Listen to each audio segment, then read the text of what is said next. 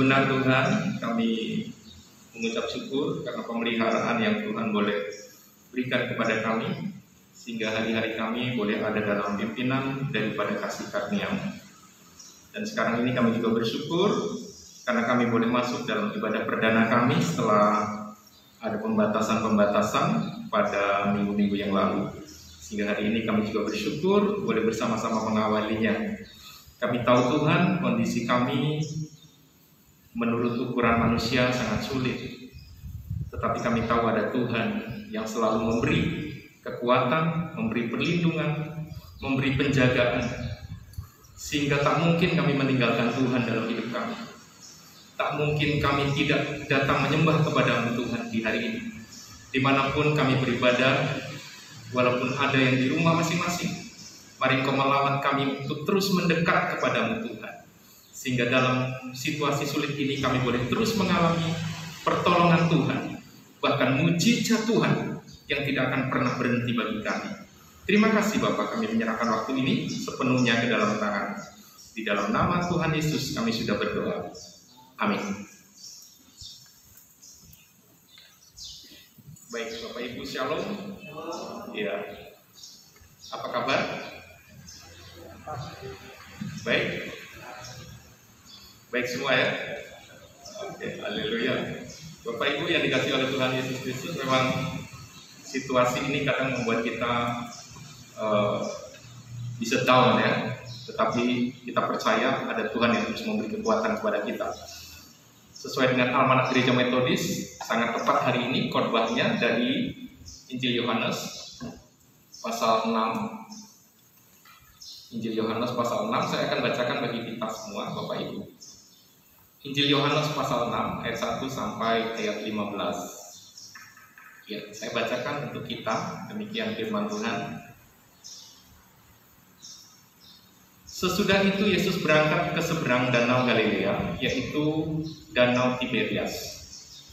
Orang banyak berbondong-bondong mengikuti Dia karena mereka melihat mujizat-mujizat penyembuhan yang diadakannya terhadap orang-orang sakit.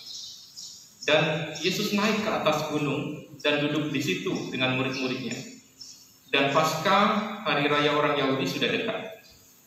Ketika Yesus memandang sekelilingnya dan melihat bahwa orang banyak berbondong-bondong datang kepadanya, berkatalah Ia kepada Filipus, "Di manakah kita akan membeli roti supaya mereka ini dapat makan?" Hal itu dikatakannya untuk mencobai Dia, sebab Ia sendiri tahu apa yang hendak dilakukannya. Jawab Filipus kepadanya, "Roti seharga 200 dinar tidak akan cukup untuk mereka ini, sekalipun masing-masing mendapat sepotong kecil saja." Seorang dari muridnya, yaitu Andreas, saudara Simon Petrus, berkata kepadanya, "Di sini ada seorang anak yang mempunyai 5 roti, jelai, dan 2 ikan. Tetapi apakah artinya itu untuk orang sebanyak ini?" Kata Yesus, "Suruhlah orang-orang itu duduk." Adapun di tempat itu banyak rumput, maka duduklah orang-orang itu kira-kira 5.000 laki-laki banyaknya. Lalu Yesus mengambil roti itu, mengucap syukur, dan membagi-bagikannya kepada mereka dan yang duduk di situ. Demikian juga dibuatnya dengan ikan-ikan itu, sebanyak yang mereka kehendaki. Dan setelah mereka kenyang, Ia berkata kepada murid-muridnya, "Kumpulkanlah potongan-potongan yang lebih, supaya tidak ada yang terbuang." Maka mereka pun mengumpulkannya dan mengisi 12 bakul penuh dengan potongan-potongan dari kelima roti jelai yang lebih setelah orang makan. Ketika orang-orang itu melihat mujizat yang telah diadakannya, mereka berkata, dia ini adalah benar-benar nabi yang akan datang ke dalam dunia. Karena Yesus tahu bahwa mereka hendak datang dan hendak membawa dia dengan paksa untuk menjadikan dia raja, ia menyingkir pula ke gunung seorang diri. Amin. Bapak Ibu Saudara yang dikasih oleh Tuhan Yesus Kristus, memang dalam bagian ini banyak bagian yang bisa kita belajar. Tetapi hari ini paling tidak saya ingin mengajak kita belajar 2 bagian saja. Bagian pertama adalah tentang pribadi Yesus. Pribadi Yesus yang diikuti oleh semua orang. Ya, pribadi Yesus yang terus diikuti oleh semua orang. Bahkan Alkitab yang kita baca barusan, orang-orang itu terus mengikuti Yesus karena mereka mendengar bahwa Yesus melakukan mujizat demi mujizat kesembuhan. Mereka dengar sehingga mereka datang cari. Kenapa mereka datang cari? Karena mereka membutuhkan kesembuhan. Mereka sakit sehingga mereka dengar Yesus bisa sembuhkan, maka mereka cari Yesus. Sehingga digambarkan bahwa begitu banyak orang mencari Yesus. Sehingga untuk menghadapi situasi yang begitu banyak orang mencari Yesus, mungkin kalau di saat-saat PPKM ini nggak boleh ya, karena berkerumun ya. Tetapi waktu itu bukan PPKM kan. Jadi orang-orang itu pasti berjubel-jubel mengikuti Yesus. Dan Yesus coba mengantisipasi dengan naik ke atas yang lebih tinggi yang disebut dengan gunung di sini, sehingga disitulah dia bisa melihat banyak orang mengikuti dia. Tujuannya tidak lain. Orang-orang itu tahu bahwa Yesus bisa menyembuhkan. Kenapa mereka tahu? Karena mereka sudah mendengar. Bahkan orang banyak menceritakan siapa ini orang yang disembuhkan. Sehingga semakin banyak orang, dan kemungkinan ini puncaknya karena Yesus sedang menuju Yerusalem untuk disalibkan. Maka dikatakan di situ hari raya orang Yahudi ya, Paskah. Dan biasanya tradisinya setiap tahun orang Yahudi yang merantau kemana-mana, berserak kemana-mana itu kembali untuk berziarah, untuk beribadah. Ya. Sehingga ditambah dengan orang-orang itu, maka keadaan orang di situ banyak sekali. Memang disebutkan angka di sini 5.000, tapi yang dihitung hanya laki-laki. Perempuan dan anak-anak tidak dihitung. Jadi kemungkinan bisa 3 kali lipat. Kalau seseorang membawa istrinya, lalu kemudian seseorang membawa 1 anaknya, paling 3 kali lipat, Bapak Ibu Saudara ya. Sehingga mungkin ada 15.000 orang, Bapak Ibu Saudara. Dalam keadaan yang begitu banyak, kalau di Injil Sinoptik itu dituliskan keadaan sudah mulai gelap, jadi orang itu kalau pulang juga serba salah, kalau terus mengikuti Yesus juga serba salah. Maka kemudian Yesus melihat sebuah kebutuhan yang dilihatnya orang begitu banyak ini ikut dia. Orang begitu banyak ini mengikuti dia. Sehingga situasi inilah mendorong Yesus untuk juga mengajar kepada murid-muridnya bahwa mereka juga harus memperhatikan orang-orang ini.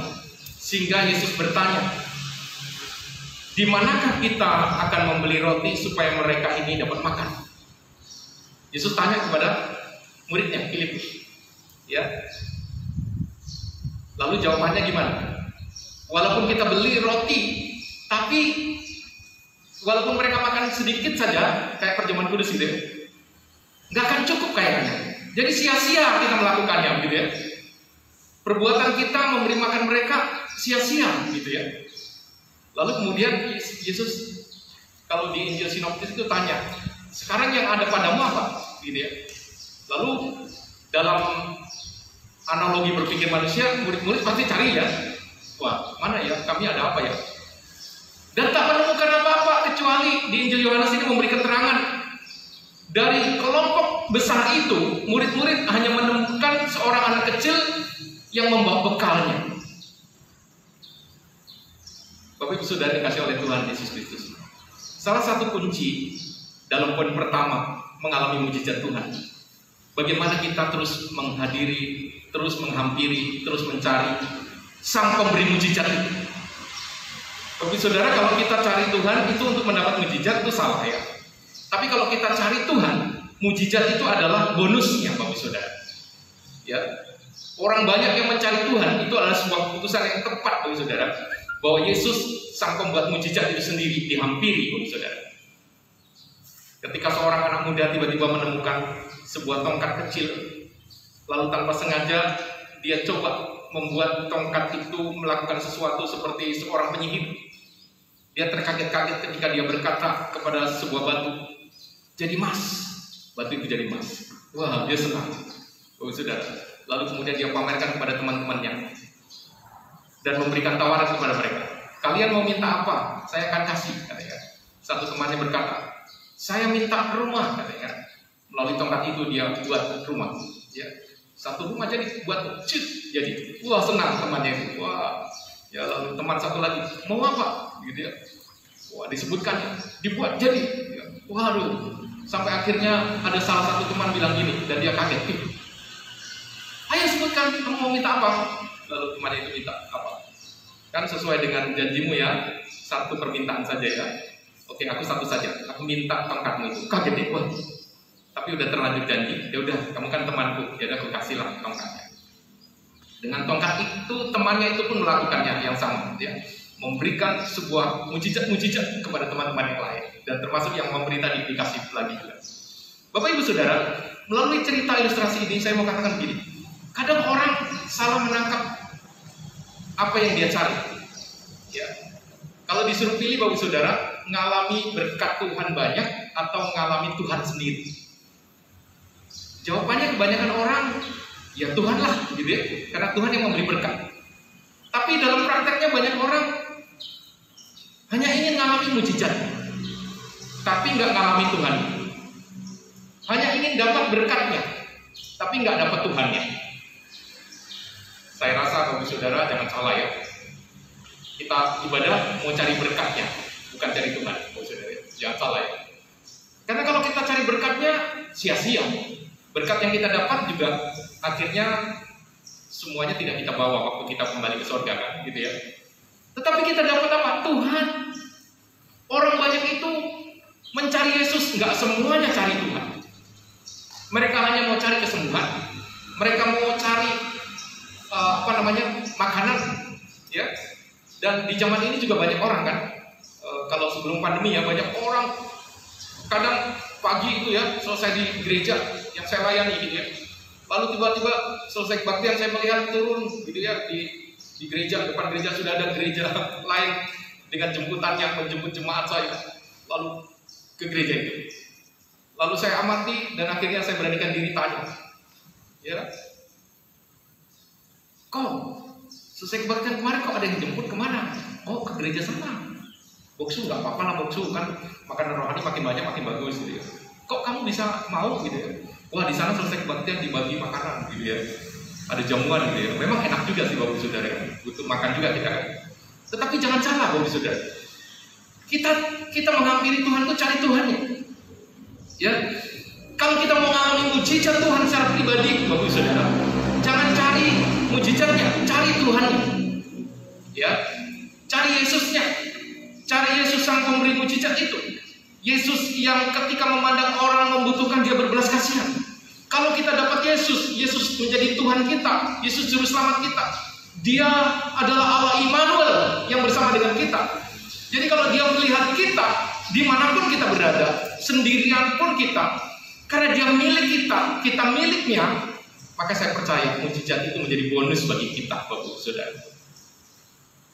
Saya ngalami beberapa kali mujizat, mungkin tidak bisa saya ceritakan di sini Bapak Saudara, tapi ke depan pasti Bapak Saudara sedikit-sedikit tahu ya.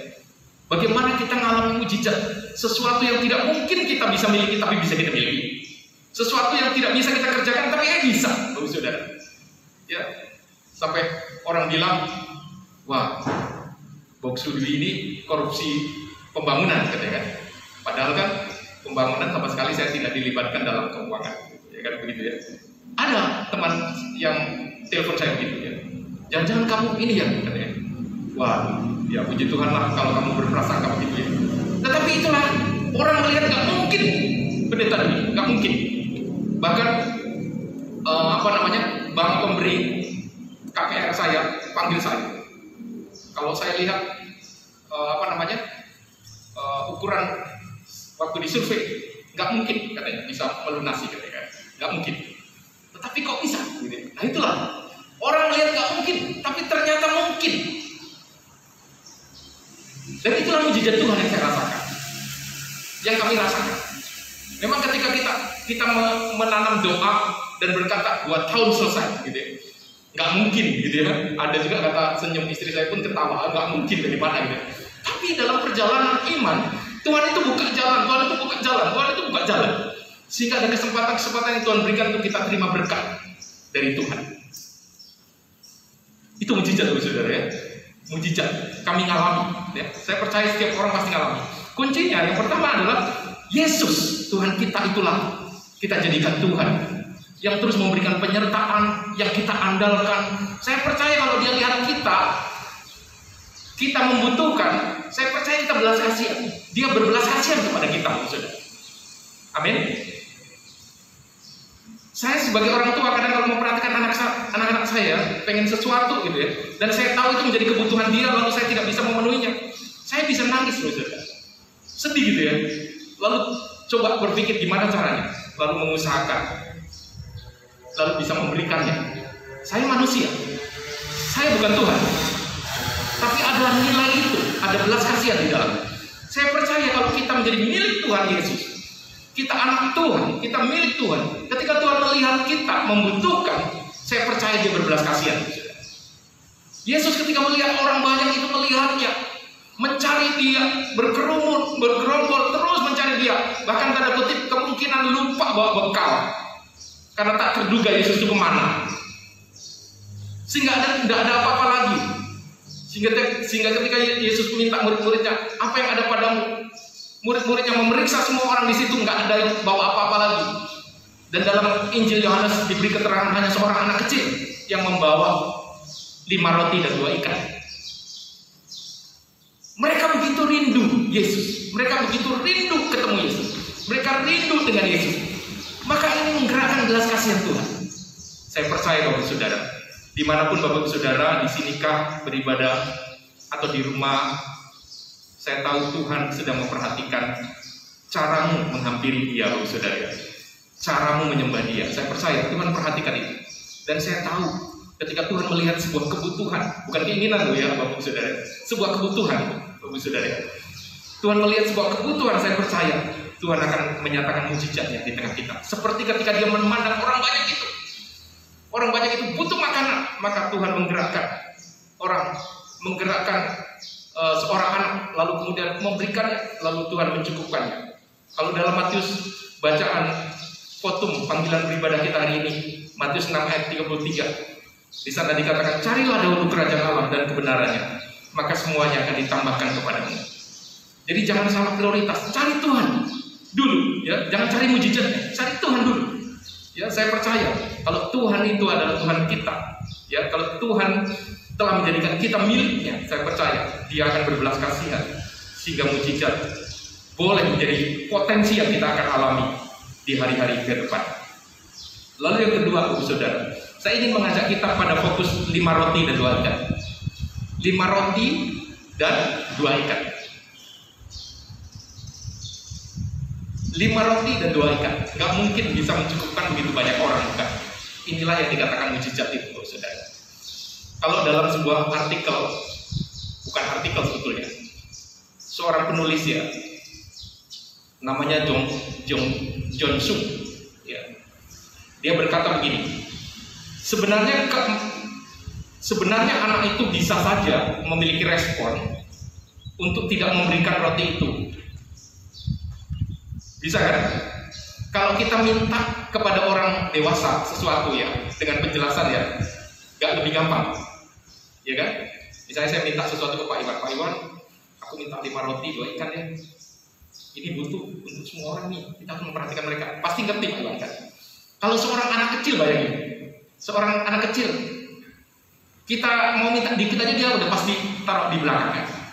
Ditunjukin. Kalau ditanya, ayo siapa yang punya roti? Karena takut diminta, nggak dikasih tahu. Nggak punya, nggak ada yang punya, begitu ya? Anak kecil ya. Tetapi luar biasa anak itu ya. Dia bisa saja berkata, aku tidak mau memberikan kepadamu, aku lapar. Aku sendiri lapar, nggak usah, jangan, gitu ya. Bisa, ya. Memang banyak orang yang punya sikap seperti demikian, ya. Mana punyamu untuk pekerjaan Tuhan misalnya, ya, untuk bantu orang? Enggak, aku sendiri lapar, gitu. Sehingga akhirnya kita tidak memberikannya, ya. Lalu kemudian anak kecil itu juga bisa, ya, berkata, aku tidak mau memberikan kepadamu. Aku juga punya saudara-saudara yang lapar. Aku mau bagi sama mereka saja. Ya, kalau anak kecil itu berlaku demikian, mungkin tidak akan ada mujizat, ya. Ya.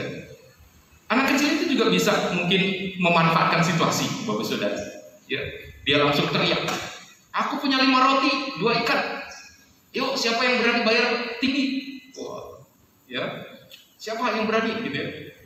Dia bisa ambil kesempatan kan, gitu ya. Kalau di saat-saat sekarang ini kan, Bapak Saudara, COVID ini ya, banyak orang cari kesempatan, ya. Bagaimana gas disembunyikan sehingga harga mahal baru dia jual, gitu ya. Atau obat, gitu ya, harga mahal baru dia jual. Tapi juga tidak sedikit orang-orang yang punya hati dermawan, ya. Dalam situasi sulit dia berikan buat orang lain. Ya, bahkan yang orang Indonesia yang punya kontribusi, punya hak untuk dapat royalti dari vaksin, ya. Lupa saya namanya. Kemarin saya lihat beritanya, ya. Ya, dia tidak ambil lisensi itu, dia kasih sehingga harganya lebih murah, Saudara, ya.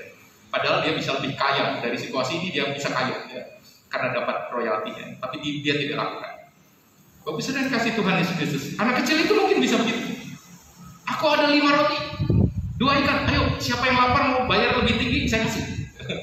Di antara 5.000 orang yang merasa ada uang tapi lapar kan pasti beli, ya. Kan mau beli kemarin nggak ada kan, ada kesempatan, ya. Tapi puji Tuhan anak kecil itu tidak melakukannya. Lalu dalam tulisannya Johnson juga berkata, ya, puji Tuhannya anak kecil itu justru berbuat luar biasa. Saya percaya inilah kasih karunia Tuhan, ya. Nggak mungkin tapi jadi mungkin. Sebetulnya mujizat itu bukan 5 roti 2 ikan memberi makan 5.000 orang. Mujizat itu ketika hati seorang anak punya belas kasihan. Ya nggak mungkin kan, anak-anak nggak mungkin punya nilai ini, ya. Tapi dalam kepolosannya anak ini menyerahkan roti itu, ikan itu, lalu Yesus memberkatinya, lalu Yesus memecah-mecahkannya, lalu Yesus memberikan kepada murid-muridnya, lalu murid-muridnya membagi-bagikannya, dan terjadilah mujizat, Bapak Saudara.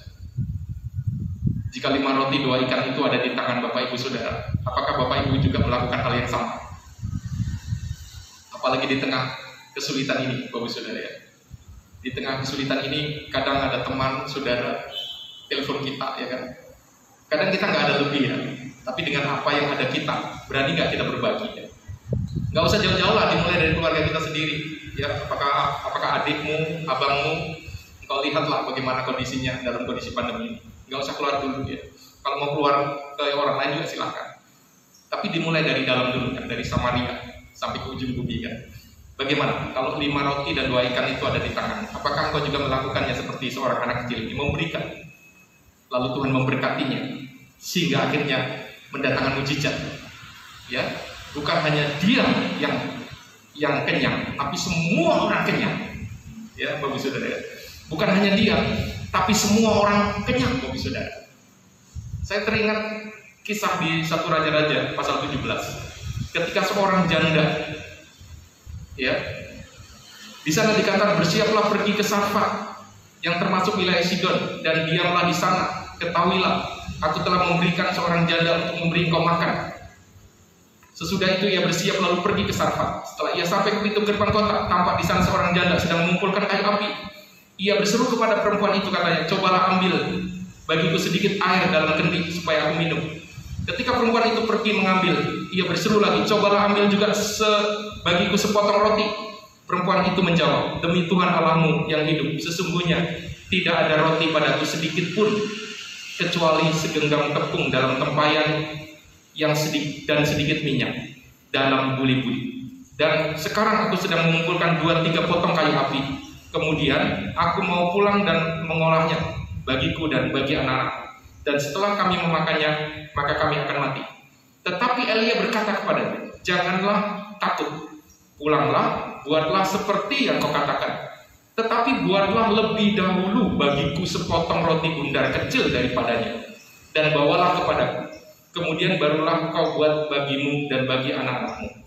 Sebab beginilah firman Tuhan Allah, tepung dalam tempayan itu tidak akan habis, dan minyak dalam buli-buli itu pun tidak akan berkurang, sampai pada waktu Tuhan memberi hujan ke atas muka bumi. Bapak Ibu Saudara, janda ini cuma ada tepung sedikit, kalau dibuat roti cuma dapat kecil bundar saja.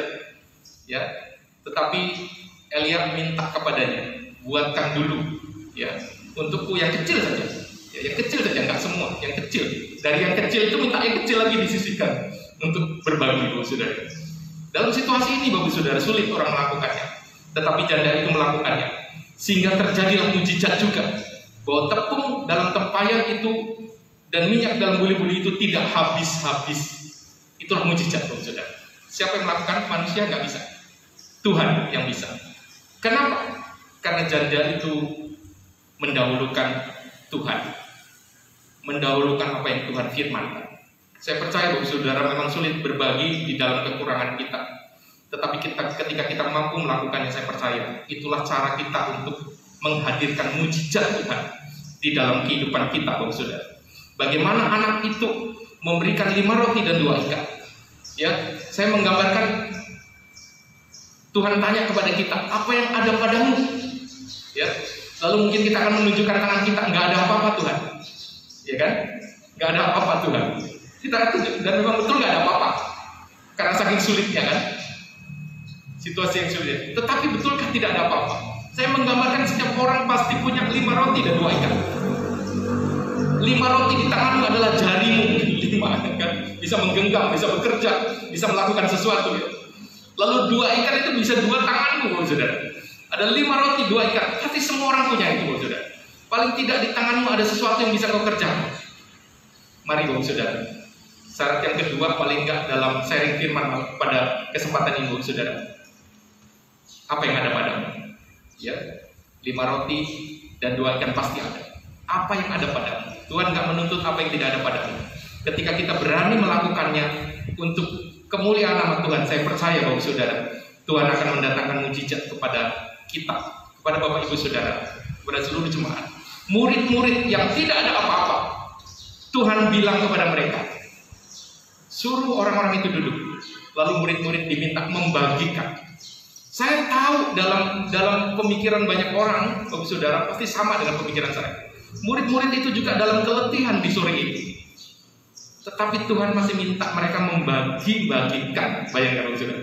Ya, harusnya mereka juga ikut duduk makan, tapi mereka jangan dulu bagi-bagi sampai orang kenyang. Baru kemudian Tuhan bilang apa? Kumpulkanlah yang sisa. Dan sisa berapa? 12 bakul. Logikanya yang muridnya 12, ya masing-masing bawa 1 bakul, kumpulin, bakulnya sudah penuh, cukup.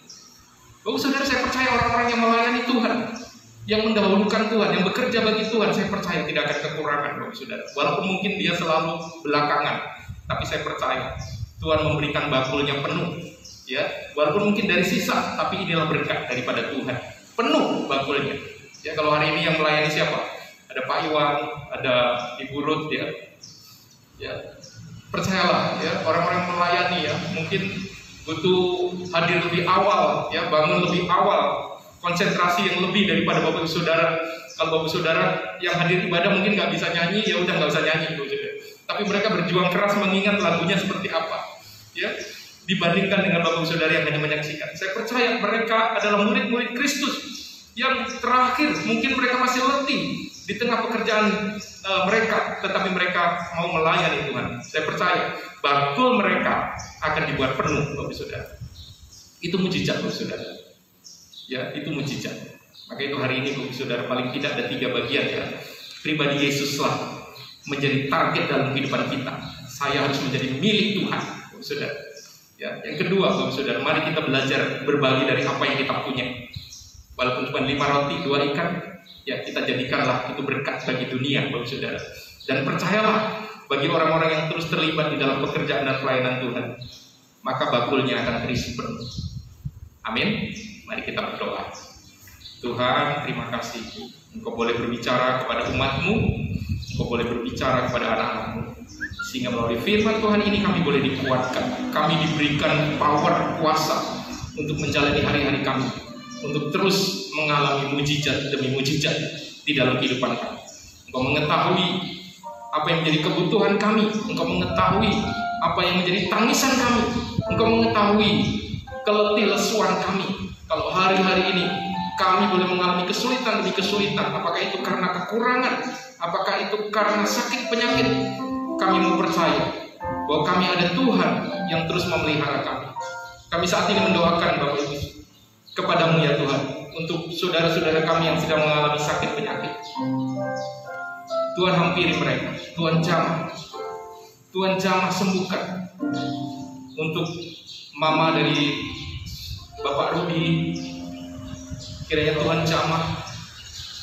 Untuk Ibu Kartini, Tuhan jamah sembuhkan. Untuk Bapak Osea juga dalam pemulihan, Tuhan jamah pulihkan. Oh Yesus, mungkin kami tidak sebutkan satu persatu teman-teman kami, saudara kami. Engkau tahu Tuhan, Engkau hampiri mereka. Tuhan jamah bagian yang sakit. Dan kami percaya sampai hari ini masih ada mujizat bagi kami Tuhan. Kurasakan kasih-Mu Tuhan. Saya undang makin berdiri. Kurasakan kuasa-Mu Tuhan. Kurasakan kasih kuasa Roh Kudus. Kurasakan kehadiran. Sekali lagi, kurasakan kasih-Mu Tuhan. Kurasakan kasih-Mu Tuhan. Kurasakan kuasa-Mu Tuhan. Kurasakan kasih kuasa Roh Kudus. Kurasakan kehadiran-Mu. Curahkanlah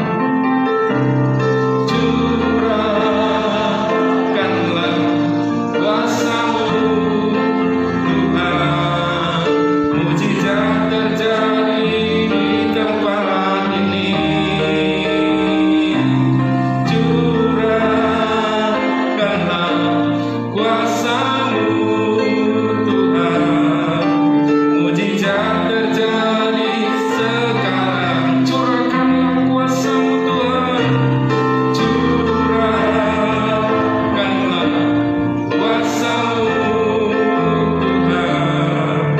Mujizat terjadi di tempat ini. Curahkanlah kuasa-Mu Tuhan. Mujizat terjadi sekarang ini. Kami terus menyerahkan pembangunan gereja kami Tuhan ke dalam tangan-Mu. Kami percaya Engkau terus memberikan pertolongan dan tuntunan. Dan kami percaya gereja ini pasti bisa diselesaikan. Kami juga terus menyerahkan untuk seluruh jemaat Tuhan. Dalam situasi kondisi ini, Tuhan pelihara, Tuhan cukupkan, Tuhan limpahkan. Sehingga mereka bukan sekedar berkecukupan, tapi boleh menjadi berkat bagi sesama. Kami juga menyerahkan khususnya Indonesia ke dalam tangan-Mu Tuhan dalam situasi pandemi ini. Kiranya melalui pemerintahan yang ada, biarlah pandemi ini boleh diatasi dan kami boleh lewati bahkan terbebas dari pandemi ini. Terima kasih Bapak. Kami sungguh menyerahkan seluruh kehidupan kami hanya ke dalam tangan-Mu. Di dalam nama Tuhan Yesus yang sudah mengajar kami doa Bapa kami. Bapa kami yang di sorga, dikuduskanlah nama-Mu. Datanglah kerajaan-Mu, jadilah kehendak-Mu di bumi seperti di sorga. Berikanlah kami pada hari ini makanan kami yang secukupnya. Dan ampunilah kami akan kesalahan kami, seperti kami juga mengampuni orang yang bersalah kepada kami. Dan janganlah membawa kami ke dalam pencobaan, tetapi lepaskanlah kami daripada yang jahat. Karena Engkau yang punya kerajaan dan kuasa dan kemuliaan sampai selama-lamanya. Amin. Doxologi. Kepada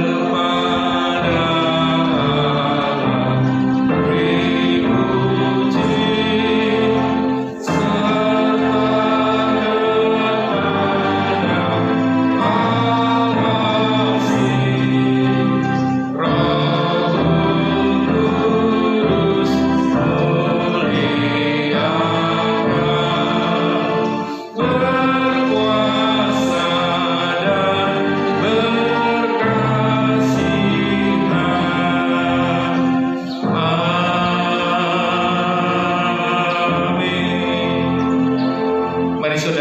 arahkanlah hidupmu kepada Tuhan dan terimalah berkat-Nya. Tuhan memberkati engkau dan melindungi engkau. Tuhan menyinari engkau dengan wajah-Nya dan memberi engkau kasih karunia. Tuhan menghadapkan wajah-Nya kepadamu dan memberi engkau damai sejahtera dari saat ini besok bahkan